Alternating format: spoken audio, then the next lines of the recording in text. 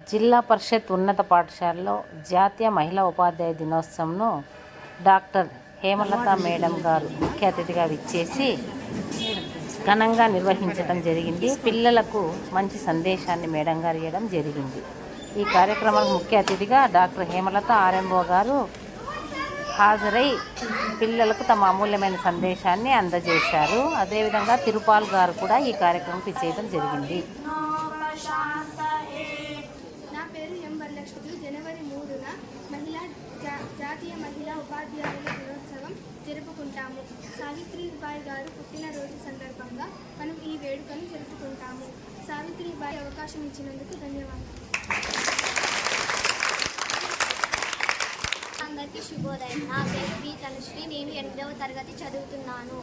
ఈరోజు జనవరి 3న అనగా జాతీయ మహిళా ఉపాధ్యాయురాల దినోత్సవం సందర్భంగా వేదిక మీద ఉన్న పెద్దలకి, పిల్లలకి, ఉపాధ్యాయులందరికీ నా యొక్క నమస్కారాలు. ఈరోజు ఒక శుభదినం అని చెప్పచ్చు. సావిత్రిబాయి పూలే అంటే ఇందాక పిల్లలు చెప్పినారు, చాలా చక్కగా చెప్పినారు. Really proud of you childrens. అంటే ఒకప్పుడు మన దేశంలో ఆడవాళ్ళని బయటికే రానిచ్చేవాళ్ళు కాదు.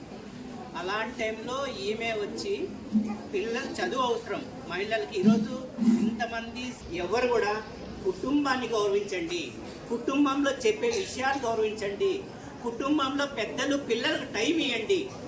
టైం ఇస్తే వాళ్ళు ఎంత మూడిగా ఉన్నారు, ఎందుకు చదవలేదు, ఎట్లా రావాల, ఆ హుషారు రావాల, వాళ్ళకి చదవాలనే ఉత్సుకత రావాల. అప్పుడే వాళ్ళు చదివేకి ఇష్టం పడతారు. టీచర్ చెప్పేటి తూచా తప్పకుండా వినాలి, మంచి భవిష్యత్తు రావాలి. ఇంకా ఇప్పుడే మేడం గారు వచ్చిన వెంటనే నాకు చిన్న రిక్వెస్ట్ పెట్టినారు. 10th క్లాస్ పిల్లలకి యూటీఎఫ్ ఎగ్జామ్ బుక్స్ ఆల్రెడీ వచ్చినాయి. ఈరోజు మధ్యాహ్నం ప్రొవైడ్ చేస్తాము. మీ భవిష్యత్తుని మీరు మీ చేతుల్లో ఉంది, ఎవరి చేతుల్లో లేదు. అంటే ఇంకా ఏం చెప్తారంటే శాస్త్రీయ దృక్పథాన్ని అలవాటు చేయండి, చదువు విజ్ఞానాన్ని పెంచండి అని చెప్తారు. చదవండి, మంచి తీసుకోండి. మహాభారతం చదవండి, మంచి తీసుకోండి.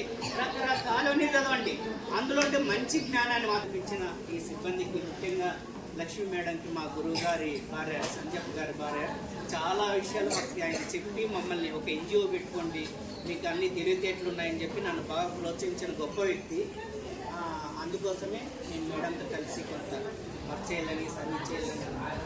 అందులో భాగంగా ఈ మనసుతో ఏ ప్రోగ్రామ్ అని కానీ పిలిచిన వెంటనే వస్తారు. అంటే మంచి విషయాలు చెప్తారు. మరొకసారి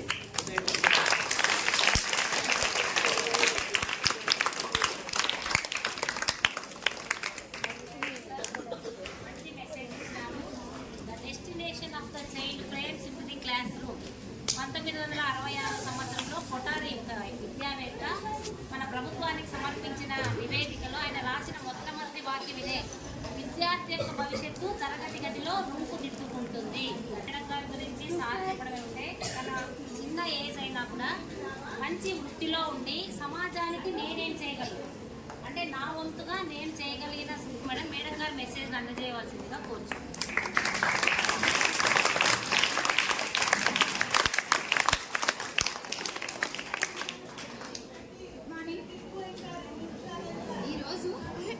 వేదికను అలంకరించిన పెద్దలు, అక్కడ ఉన్నటువంటి టీచర్స్, ప్రియమైన విద్యార్థులందరికీ కూడా హృదయపూర్వక ధన్యవాదాలు. ఫస్ట్ ఆఫ్ ఆల్, స్కూల్లో ఏ ప్రోగ్రామ్ జరిగినా కూడా ఎక్కడెక్కడ ఎన్ని పెద్ద ప్రోగ్రామ్ జరిగినా స్కూల్లో జరిగే ప్రతి ప్రోగ్రామ్ ఎంత వాల్యుబుల్. ఎందుకంటే రేపు మీరే కదా ఈ దేశ పౌరులు అని అంటారు కదా, మీరే కదా రేపు ఏదైనా చేయగలిగే వ్యక్తులు. సో ఒక స్కూల్లో ఒక 10 మంది ఉన్నా సరే ఆ స్కూల్లో జరిగే ప్రోగ్రామ్ అంత ఇంపార్టెన్స్ ఉంటుంది. అర్థమైందా? ఎందుకు ఈరోజు ఈ ప్రోగ్రామ్ చేస్తున్నాము? ఎందుకు ఈరోజు ఈ ప్రోగ్రామ్ చేస్తున్నారు? Savitribai. Very good. Teachers day, women's day, ఇంకా సావిత్రిబాయి పుట్టిన. ఆ సావిత్రిబాయి పుట్టే ఏం చేశారు? ఏంటి ఈరోజు? కొంచెం జరుగు అమ్మాయిలే చెప్పారు, ఉమెన్స్ డే చెప్పారు, టీచర్స్ డే చెప్పారు, తర్వాత సావిత్రిబాయి పూలే బర్త్డే అని చెప్తున్నారు. నిజంగా చాలా గ్రేట్ అమ్మా. ఒక వ్యక్తి, మేడం విన్నాక ఒక విషయం చెప్పారు, ఒక వ్యక్తి ఒక స్కూల్లో పిల్లలకి సమాధానం చెప్పాలి అంటే బయటకు వచ్చి ఎంతో మందితో కోడిగుడ్లతోనూ వాటితోనూ వీటితోనూ కొట్టించుకుంటే ఈరోజు ఇక్కడ ఇంతమంది ఉపాధ్యాయులు కూర్చున్నారు, ఇంతమంది వీళ్ళు కూర్చున్నారు.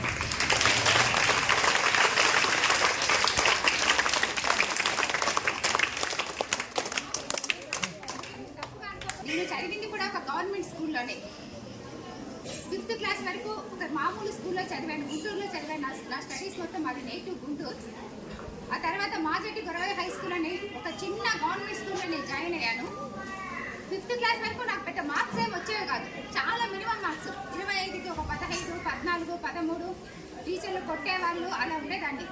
6th క్లాస్ ఈ మాజెట్టి గొరవయ్య హై స్కూల్ అనే స్కూల్లో జాయిన్ అయిన తర్వాత ఫస్ట్ టైం ఒక ఎగ్జామ్లో 25కి 23 మార్క్స్ వచ్చాయి. అమ్మ చాలా మార్క్స్ వచ్చాయి అనుకున్నాను, కానీ ఫస్ట్ టైం టీచర్స్ పొగడడం మొదలు పెడితే నాకు అప్పుడు అనిపించింది, మార్క్స్ ఎక్కువ వస్తే ఇలా పొగుడతారా అంటే చదవాలా అని చెప్పి ఆ రోజు నుంచి నేను నా మెడిసిన్ పీజీ అయ్యే వరకు కూడా ఎప్పుడు ప్రైవేట్ దాంట్లో ఎక్కడ చదవలేదు. Total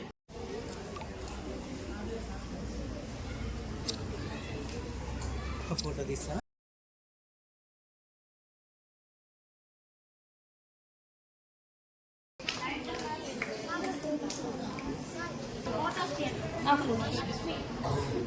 Lakshmi 9th class Lakshmi